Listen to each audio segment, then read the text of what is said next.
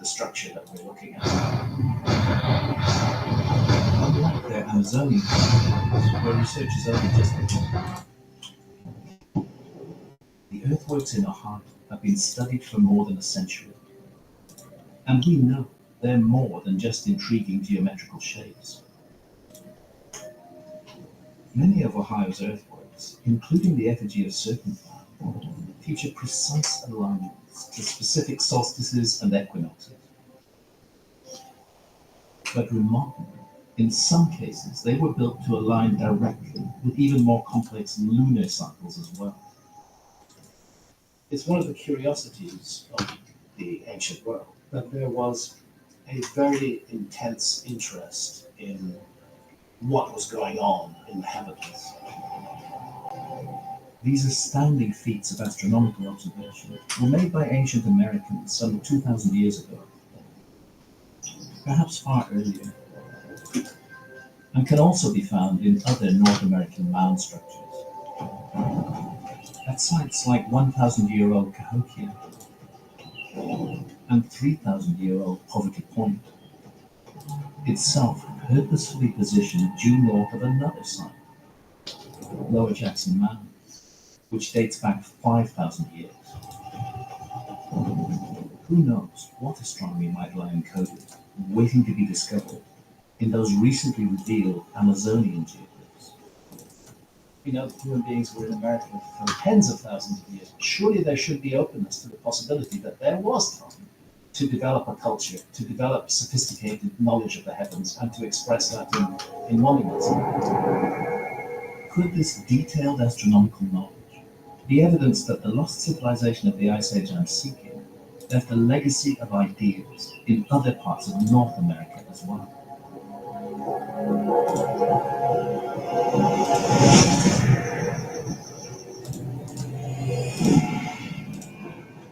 1,300 miles from Ohio,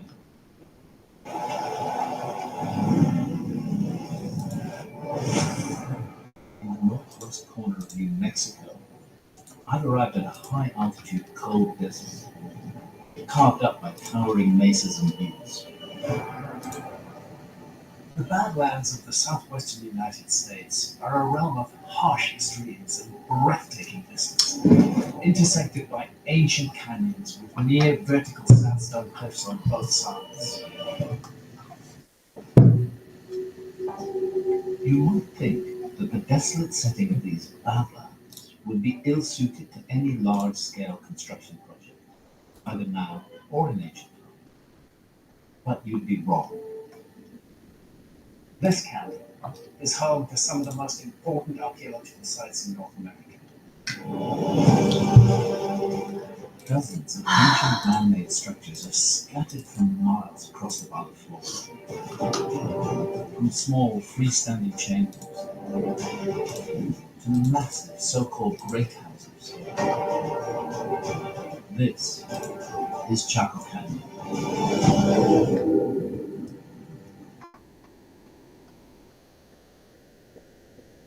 Despite more than a century of research, the ancient structures that we see here in Chaco Canyon remain enigmatic. Their origins and even their function are still hotly debated.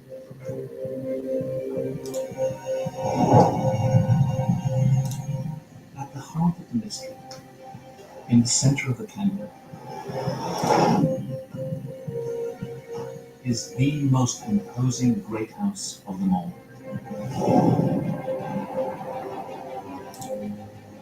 The name of this place is Pueblo Bonito, meaning beautiful town.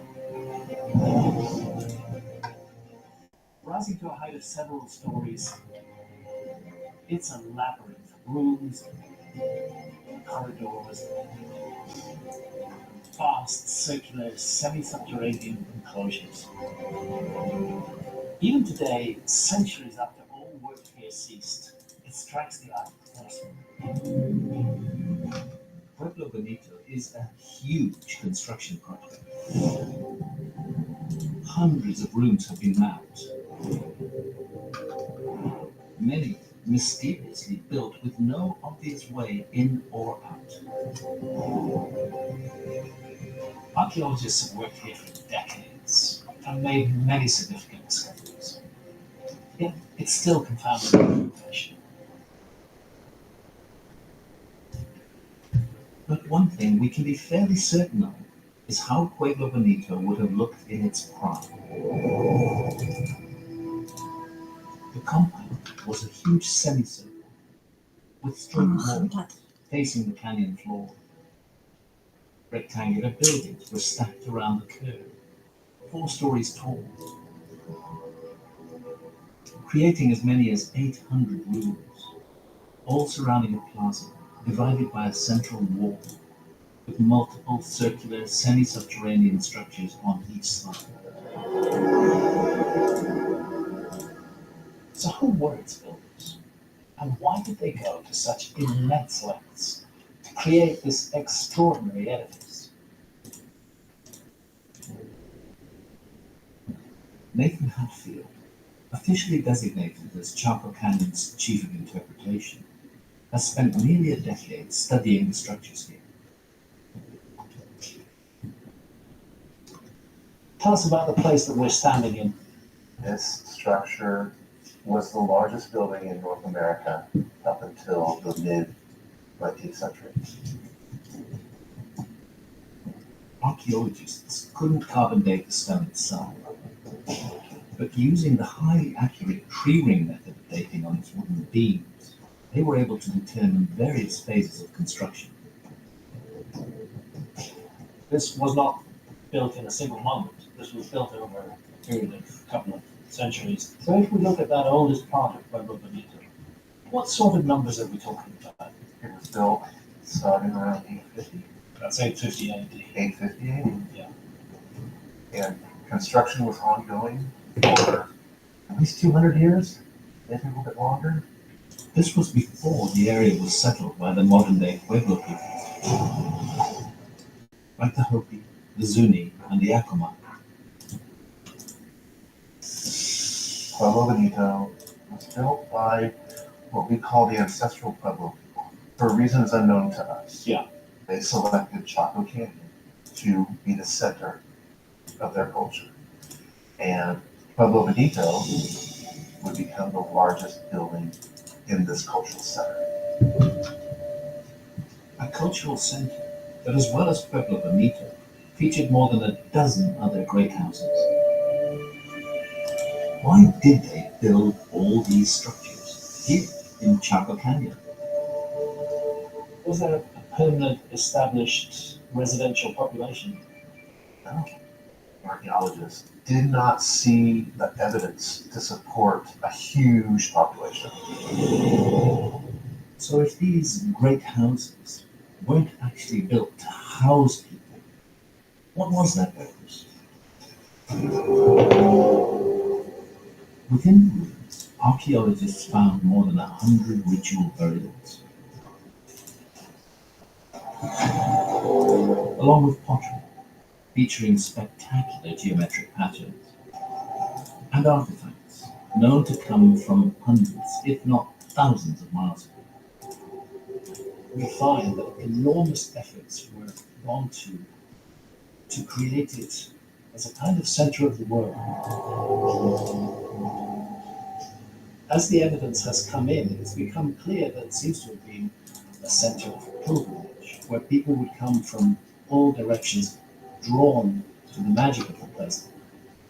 It clearly is a sacred place of some sort. In that light, the secular structures we find within nearly all of Chaco's buildings make more sense.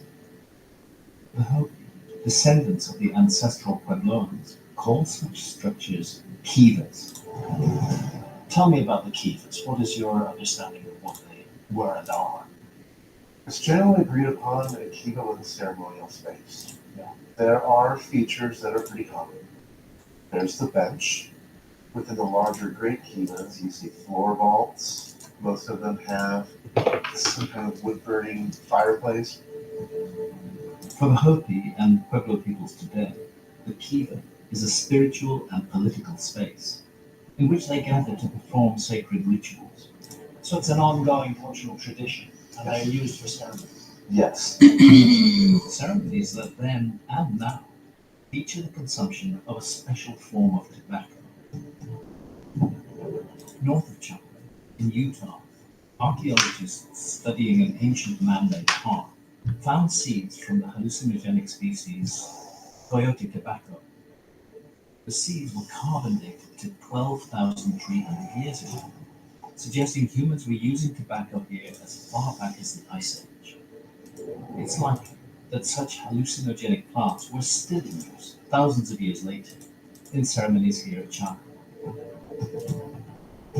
just as shamans of the Amazon use ayahuasca. Is it possible that these shamanistic traditions, thousands of miles apart, are the legacy of a single, more ancient belief system that left traces of itself across the Americas?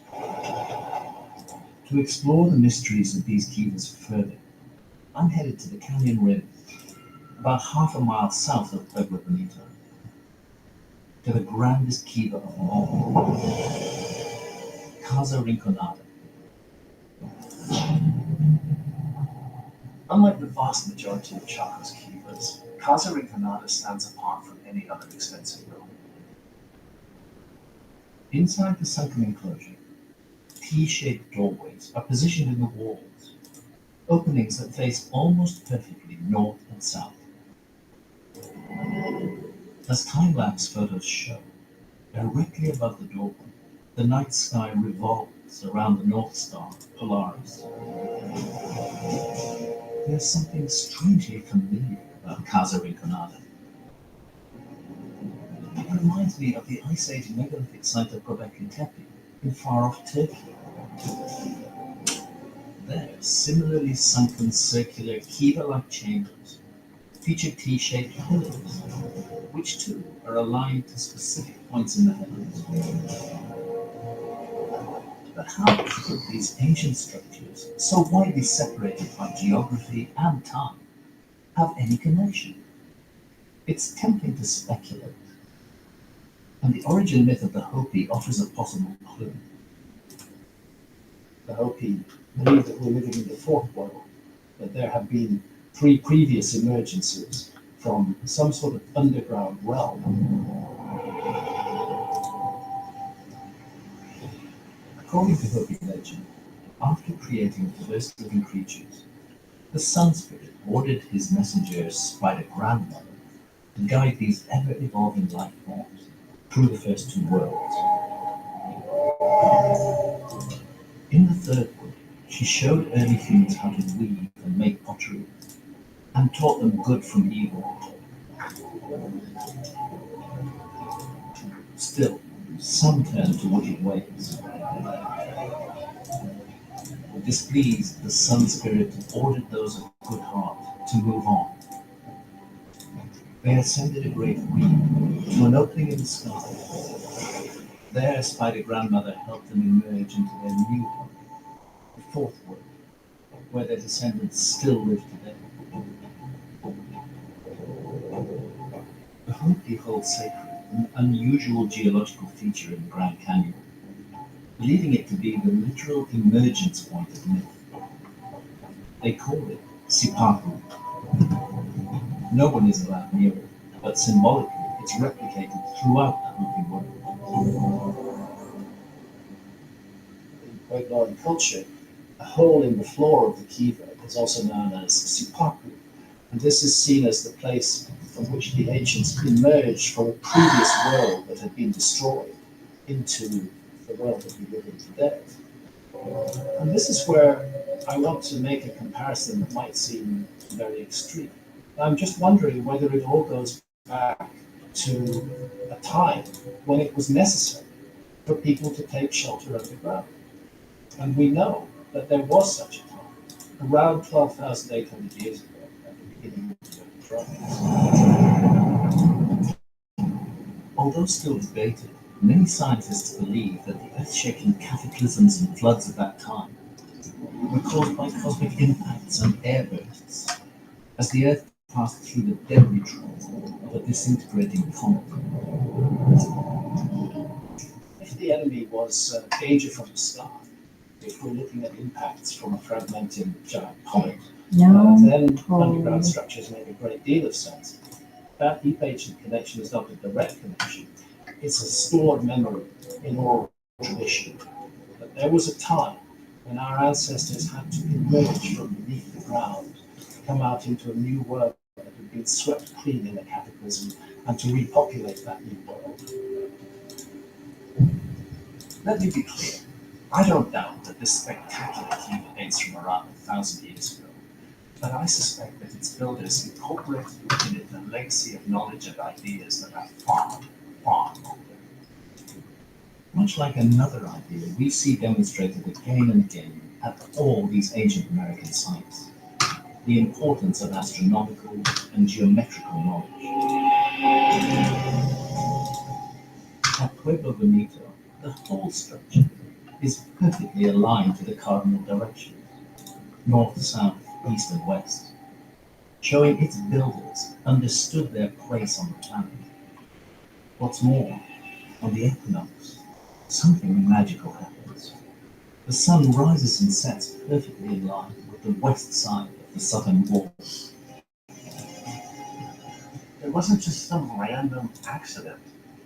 It was so well thought out. And what's, I think, appealing to people about that is that it's the same sky that we can see today. Yes. We can still see the alignments. I've heard that there were functionaries called sun priests here in the past, is that right? They were the sun watchers, the sun priests. There were people dedicated to the architecture. There were people dedicated to watching the sky. What were the main celestial events that they were tracking? Summer solstice, winter solstice, equinoxes, and sunrises due east? Ties back to the agriculture. Right.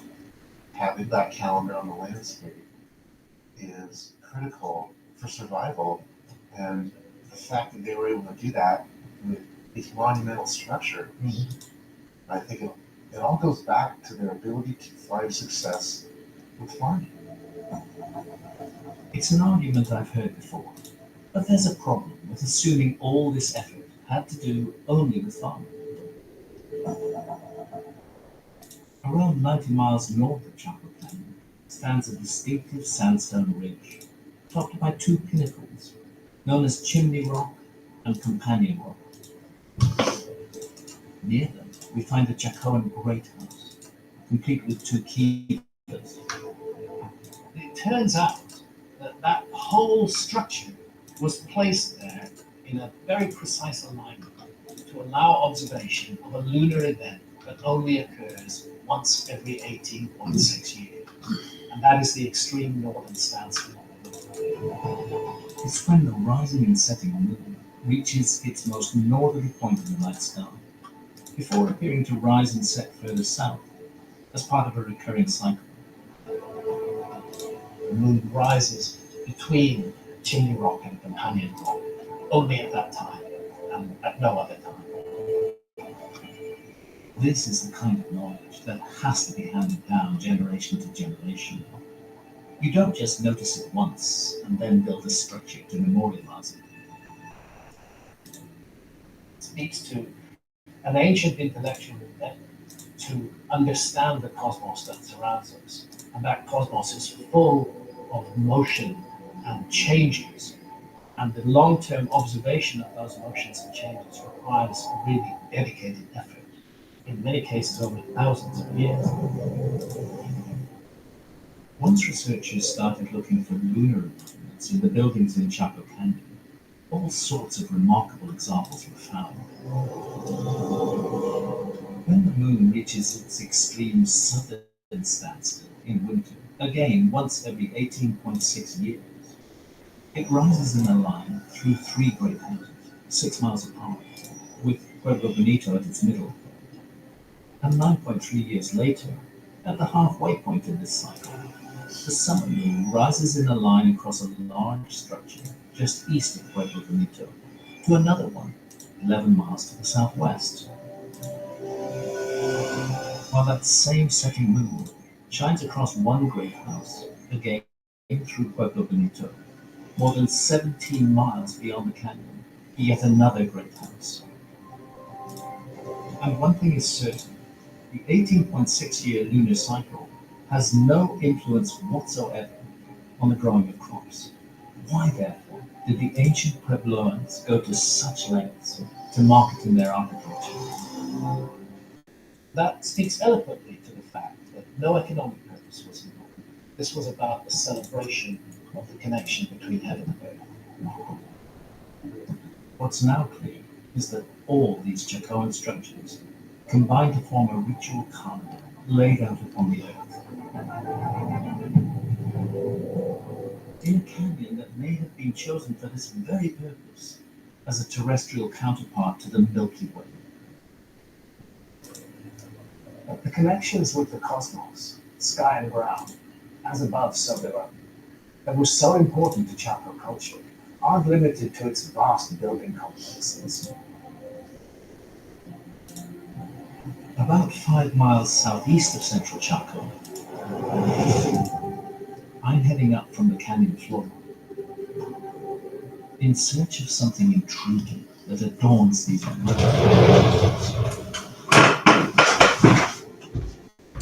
ancient carved into the living rock.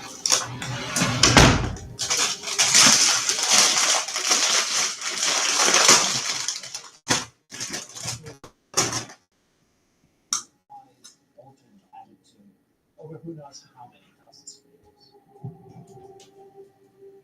There are human figures that appear to be dancing and playing musical instruments. Fire and serpents coil along the canyon walls, which also feature strange creatures in geometric forms, much like those that appear in artwork of the Amazon, possibly inspired by psychedelics. Whichever part of the world you're in, whichever period of history it is, once you come to the cave art and the petroglyphs and rock art, you find again and again exactly the same visuals that you find with the ayahuasca experience and other psychedelics being repeated. As well as these visionary elements, Chacoan rock art reflects the same focus on astronomy found in its architecture. This has been interpreted as an eclipse, the sun darkened by the moon while its corona flares outwards. And this, a supernova, now known to have been visible in daytime stars during the ancestral in AD 1054. Why create such imagery in such a hard to reach location, unless there was a compelling reason to do so? In the absence of any apparent economic, strategic, or political motive, it follows that some higher purpose must have been involved. It seems to me more and more obvious that Chaco Canyon is a ritualized landscape, and that its origins can't be limited to a mere 1,000 or so years ago, but must go back much further, perhaps even as far back as the last ice age.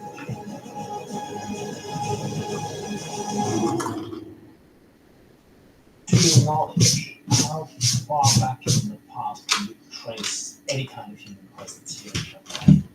You probably found very recently in White Sands National Monument, 3,000-year-old footprints in White Sands. and that's not that far away from there. So it's quite likely that people would have been in Chaco Canyon maybe even 10,000 years before any building was constructed. I think they were observing the landscape and the sky for generations before they decided to build.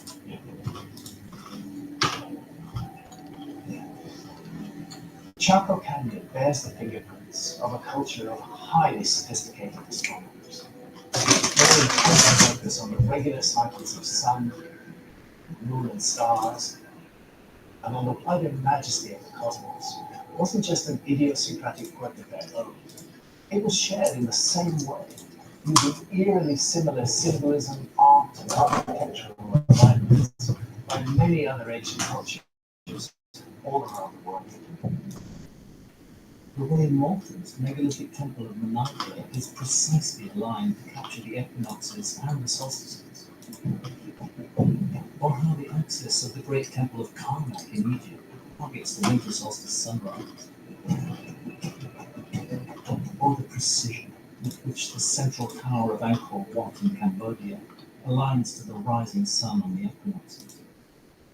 There seems to have been a worldwide architectural project to reproduce the harmony and directions of the heavens in monuments on the ground, to bring heaven down to earth. But how far back does this seemingly global human project go?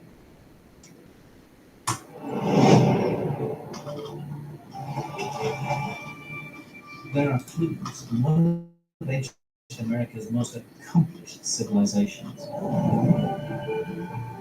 that once dominated what is now southern Mexico and Central America, the Maya. The Maya are one of the most fascinating cultures of the ancient world, and a culture filled with mystery and contradiction. Many descendants of the Maya still live here today, in the spectacular landscapes of Chiapas and the Yucatan Peninsula. Here, long before the Incas and the Pueblo culture of Chaco, the Maya civilization thrived. It was a culture that expressed its genius in many ways, notably through magnificent feats of architecture. Surrounded by dense lowland rainforest, this is the Mayan sacred realm of Palenque.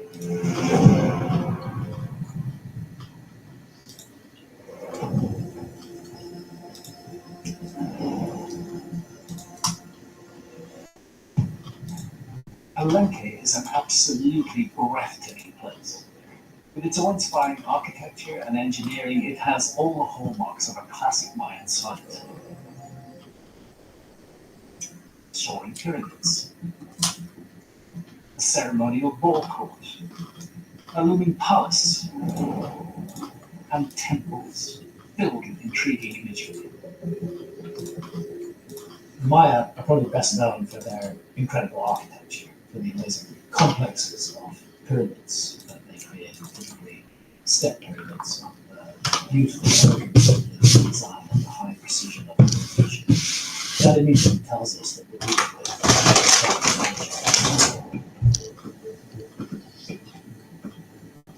with Mayan expert and guide Mildred Lucas Garcia has devoted more than a decade to understanding Palenque better. when did work begin here? How long was this site occupied? The city's foundation started on the year 200 BC and it was abandoned over the 900s AD. When I look at this incredible site, these huge pyramids, beautifully constructed, beautifully designed, it's clear that this was the work of very skillful people, that they must have had some kind of plan from the beginning. But tell me, how did they do it? We know that there were quarries nearby. That's why they decided to build the city here because they had all the natural resources, they had all the limestone in this area, they had the water, and this was a very strategic area to build the city. But how they built that, that's unknown. We don't know. It's still a mystery. It's still a mystery. Yeah. Mhm. Why did the Maya build pyramids? Here in Palenque, we see a lot of pyramids. The pyramids, not only for the Mayas, but for the ancient cultures, represented the holy mountains. Here in Palenque, they built such big structures to represent these holy mountains. Mountains played an important role in the belief system of the Maya as symbols of the source of creation. But it appears that there may have been more to the Maya's epic building project, especially here at Palenque. In Palenque, some of the buildings were designed following the astronomical observations. Wow. There's three buildings known as the Group of the Crosses that were used as an astronomical observation area. These buildings were perfectly aligned with the summer solstice and with the spring equinox. Clearly, highly skilled astronomers were involved in the creation of the whole complex. Yes, it's true.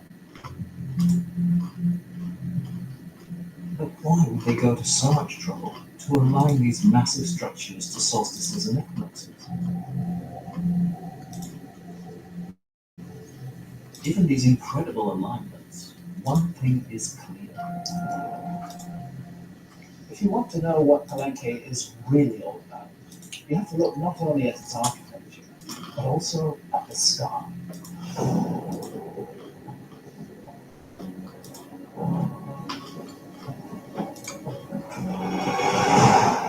I've come to the Temple of the Sun at a special moment, on a special day, dawn on the spring equinox, when the sun rises precisely due east and sets precisely due west, in a manifestation of cosmic harmony. Here at the Temple of the Sun, that sunrise creates a unique spectacle, one still celebrated today by the local community. El equinoccio de la primavera es lo importante en la conexión religiosa maya. Aquí donde estamos es el lugar lo más importante. And I have a front row seat.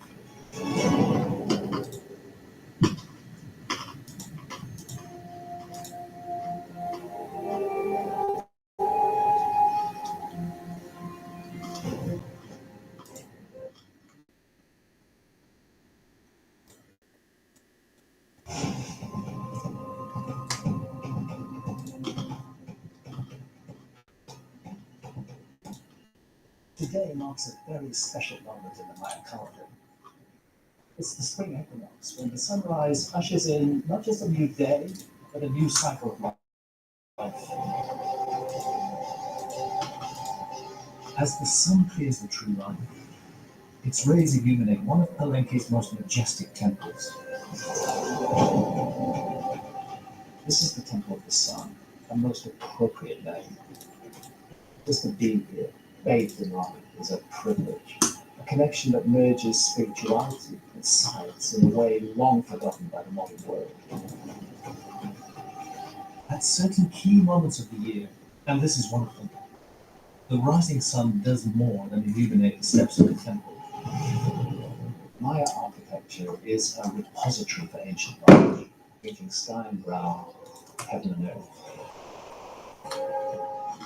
In the process, it often brought the light of the sun through certain specific alignments into interior spaces purposely designed to receive it.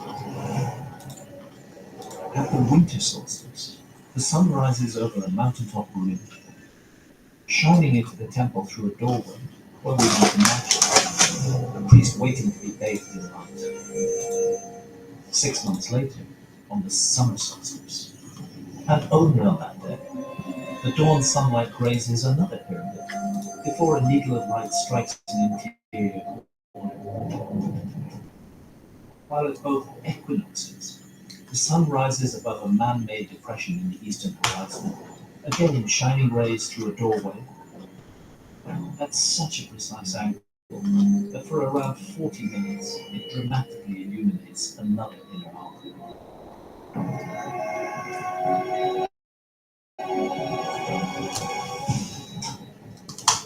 For the Maya, such dazzling displays must have evoked a sense of awe in all who observed them. And it's not just a special moment for the ancient Maya.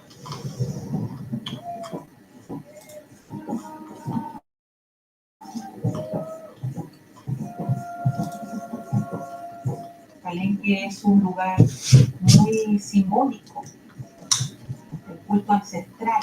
El Palenque quedó plasmado en su arquitectura y en el paisaje natural modificado, hasta reconectarse con las poblaciones actuales. La cultura maya en Palenque es una cultura viva. Maya priest Nicolas Lopez Vasquez has been performing ceremonies here for decades. El ritual que estamos ahora representa como el equinoccio de la primavera. El equinoccio era muy importante por eso los templos hicieron, es como una conexión con todos los planetarios. Indeed, this whole complex seems to have been designed as an instrument to detect and manifest the wondrous harmony of the universe.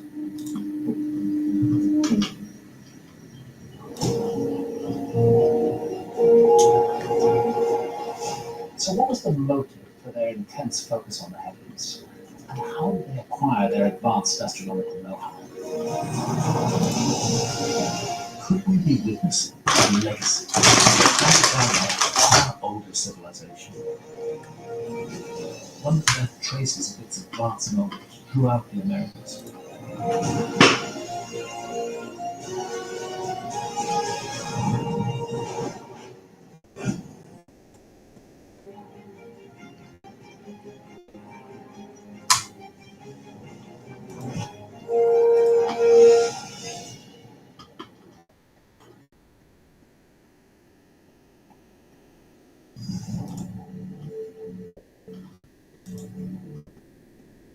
Dominating the center of Palenque is its most impressive edifice, known as the Palace. And above it looms this intriguing structure, unique in the Maya world, a multi-storied tower. Scholars have divided on the purpose of this tower. The puzzling thing is the roof. The roof we see today is an entirely modern and possibly inaccurate reconstruction. Earlier excavation photographs show the tower in ruins without a roof. So, was it roofed in antiquity? Indeed, the original tower may have been topped by an observation platform, which would explain what was found within. It's significant that there's a room with glyphs representing perhaps the most important of all planets to the Maya, Venus. Scholars have confirmed, through Mayan texts, that this symbol does indeed represent the brightest planet in the night sky. Could it be that this tower was built specifically for use by astronomers? Intuitively, it feels like it was intended for observations of the heavens. One would not expect a tower designed to observe the stars to be roofed, and those Venus glyphs inside the tower suggest that that's what it was used for.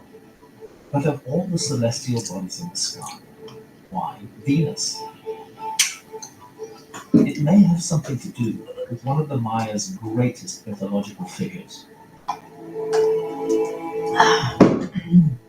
The gods and goddesses of Maya cosmology often had eerily human characteristics, sometimes endearing, sometimes terrifying, sometimes deeply mysterious.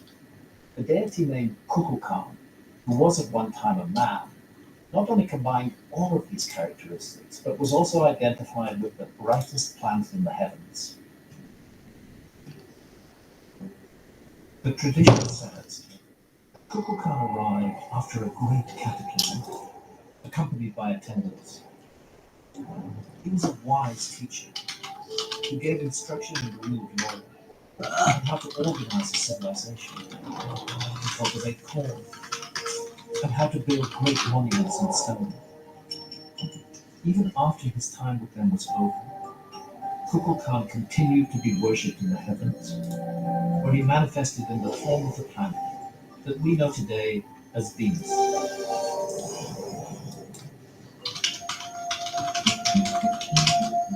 Across the Maya world, there are other representations of Kukulkan, and at one iconic site, his memory is also connected to that highly significant moment of the spring equinox At Chichen Itza in the Yucatan, at the temple of Kukulkan.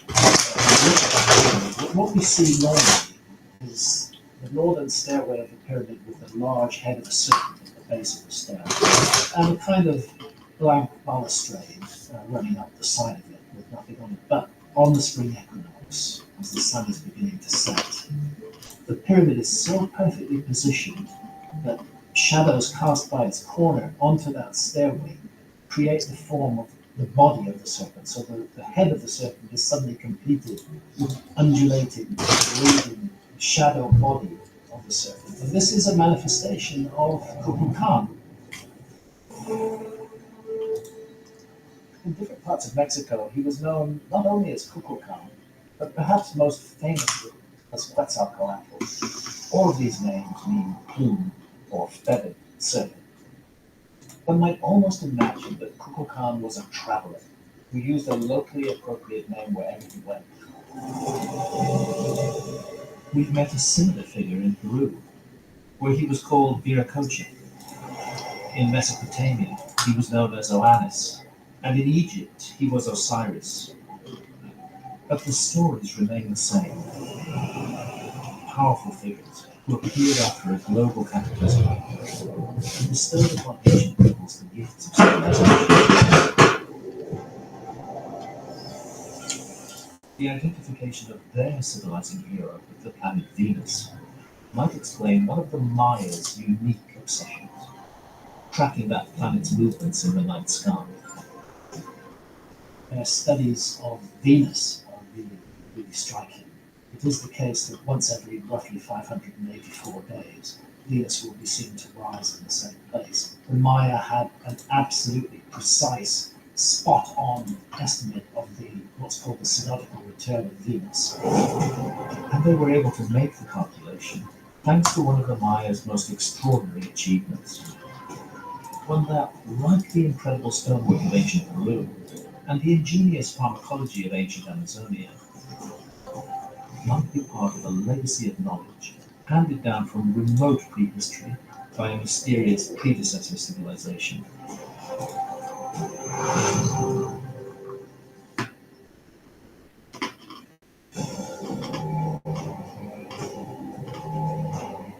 Dr. Edwin Barnard has been mapping and studying Palenque for over 25 years. And he's one of the very few people in the world who can read the script of the ancient Maya. We read these glyphs from top to bottom in double columns. You read right, left, right, up to the bottom of the first two, and then you go to the third and fourth and read down. So that's the reading order. How does the system of numbers that the Maya use compare with the system of numbers that we use today?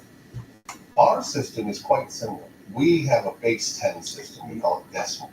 You and I, we can write any number into it almost infinity using 10 digits. We've got a 0 and then 1 through 9. Yeah. And when we get to 10, we put a 0 in the 1's place and a 1 in the 10's place. Yeah. They use base 12. It's a Morse code-like system of dashes and dots, including a shell glyph representing 0. Dot means 1, a bar means 5. Right. And so when you get 3 bars and 4 dots, that's 19. Mhm. How they write 20 is putting a 0 there and then putting a dot in the 20 place. So that it's a positional system of numeration that allowed them to do math on a different level.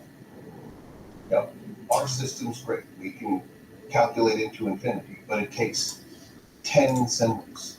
The Maya pulled the same thing off with only 3 symbols. So in that regard, their system is way more elegant than ours. Wow. The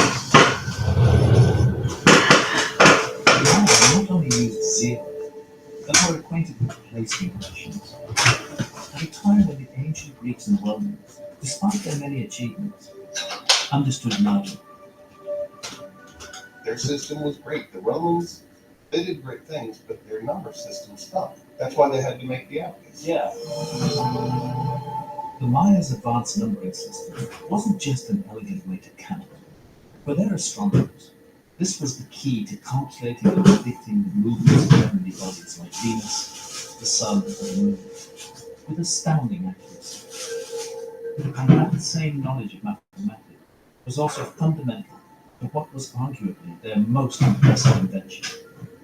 By far the most perplexing achievement of the ancient Maya was their own amazingly precise system for measuring time. which they incorporated into one of the most complex calendars in human history. Calendar, which of course is incredibly complicated. Could you help to uncomplicate it? What is the Mayan calendar? Calendar, it's, it's solar years, 365 days. Right, okay. The calendar they really care about is 260 days. But then they have a long count calendar, which is kind of a linear count of time. The Maya tracked key dates using a combination of 3 calendars, each with its own individual purpose. Their sacred calendar was a repeating cycle of 20 groups consisting of 13 days apiece, totaling 260 days. A second calendar tracked the solar year, but was composed of 18 days, with 20 days, with another 5 to complete the 365 years.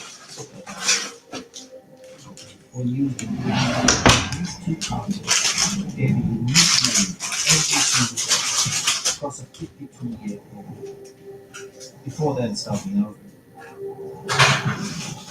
But what made the Mayan system truly unique was their third calendar, the so-called long calendar, which tracked much greater periods of time. Tell me more about the long calendar. What is it? How does it work? What's it intended to achieve?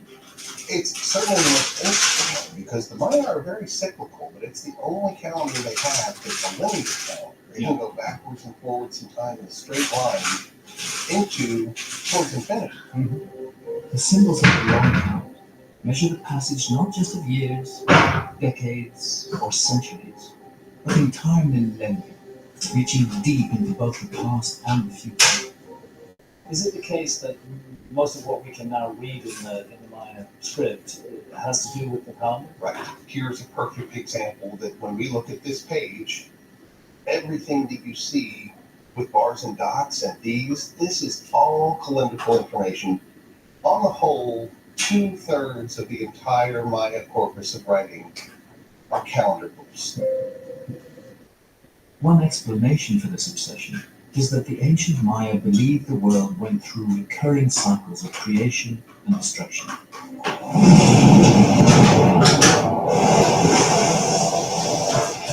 And that they were living in the 4th such cycle. Quite similar to the ancient Hopi, who believed they too were living in the 4th world. But unlike them, the Maya were able to put specific dates to their cycles, all tracked using the long count. It's like about here. That's a beautiful image, one of the few that very specifically tells us what the date was at the start of the 4th creation. It says 13,0,0,0,0, and then the very next day, this resets, and this would be 0,0,0,0,1. So we got into our dating system today, 3,114 BC, August 13th. and that's the beginning of age of the world in which we now live. Right. And the idea, like, why did it start at 3,114 BC? Yeah. That's one that the best minds for a century now have failed to sufficiently answer. I have to say, I find that date quite fascinating in itself. Since many ancient civilizations, if we follow the archaeological record, had an extraordinary beginning around that time.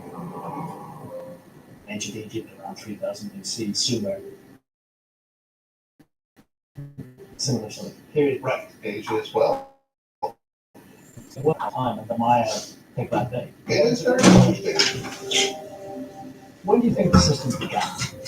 How far back can we trace the origins of this set of calculations? It's a difficult question. I've pondered that a lot, and I like to say that by the time somebody discovered the stone, that wasn't their problem. And what's the oldest date they use? There's a couple of them that go back 33,000. Leads us to a specific date that has us go back very exactly 5 million years. 5 million years. Yeah, and you can do the math. I think that its intention is to make a statement about the never-ending nature of time. Alongside these dates, one key player in the drama of the lifestyle keeps appearing in the text. Venus, that same planet associated with the Mayan deity Kukulkan.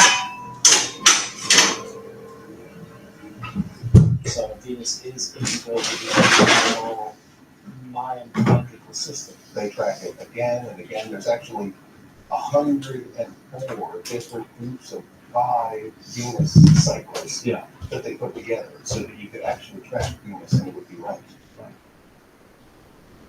The Maya were obsessed with the cosmos, and the Maya were obsessed with time.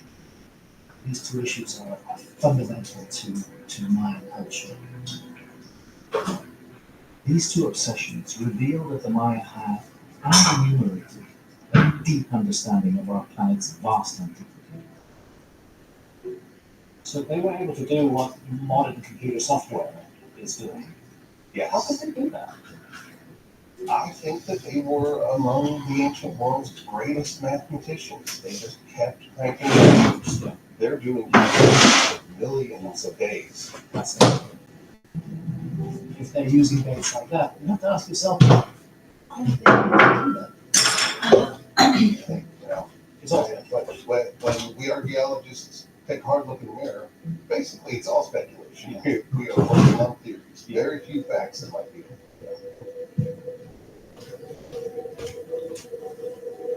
There's one. I have a theory, which is also admittedly speculative.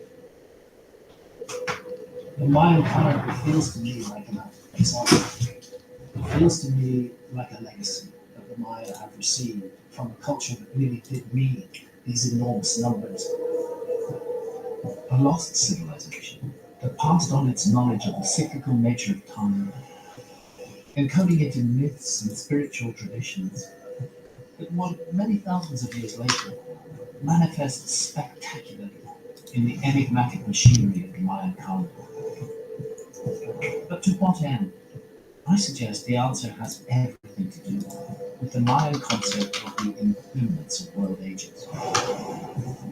I sometimes think of the Mayan calendar as a computer for calculating not the end of the world, but the end of an age.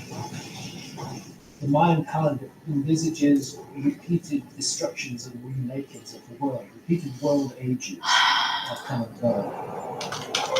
It was never correct that the Maya imagined the world would end on December 21st, AD 2012. But they do see an episode of great turbulence and change taking place at around our time. And certainly, the end of an age is predicted for roughly the 80-year period from about 2000 to 2008, somewhere in that period. And it's curious that actually that is our experience of the world today. We're living in a time of chaos, of unpredictability, of change.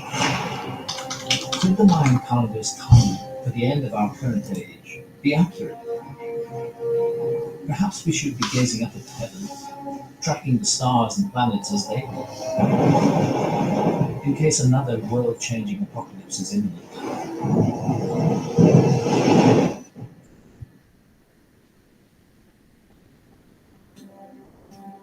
But there was more to the Maya's interest in the heavens than predicting the future.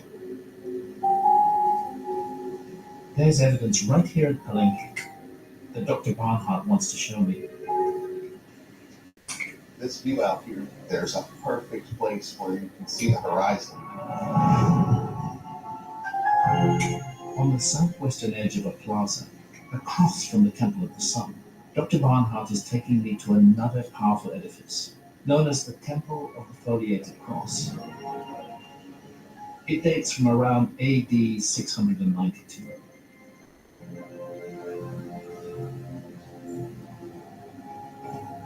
Inside, on the back wall, Why the Product Safety Commission wants to ban this baseball bat-shaped flashlight. Big retailers already scholars now banned believe this it product from addresses the great central mystery of morning. My Mayan wife and culture, I are here with some the fantastic mystery news of for our what fellow happens coffee to drinkers. us after death. Here's why.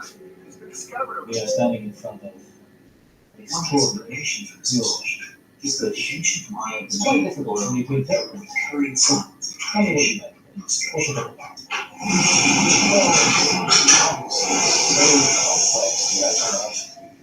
Everywhere on this. That's the foliated cross because of this foliation coming out. We also have our two figures on the other side. The mural shows the deceased Lord Pakal on the right, the original founder and ruler of Palenque. His eyes closed and dressed in burial clothes. And what's assumed to be his son and successor, Khan Balam, on the left. Here's Khan Balam's face. His portrait is everywhere in the city. We know exactly that is him. We recognize him. But he's big and tall, Khan Balam. Yeah. I think about Slim. We have such a wonderful rich history of his life. We know that his dad was the most famous king of this city. And he was named Heir at age 6. But his dad didn't die until 80. So he spent his entire life until 48 to be the king. Right. And I think he was incredibly trained in mathematics, architecture, astronomy, but also religion, mythology. This group, the 3 magnificent temples, is his showcase. This guy probably planned this for 30 years of his life. Finally, he got to build it. And it's the height of Maya scientific achievement. Yeah. There's numerology, there's mathematics, there's astronomy. The message of the mural is that the deeds and rituals performed by the son are essential if the father is to triumph in the afterlife journey that now confronts him. Separating them is an icon of the greatest significance. Here's our world tree. That's the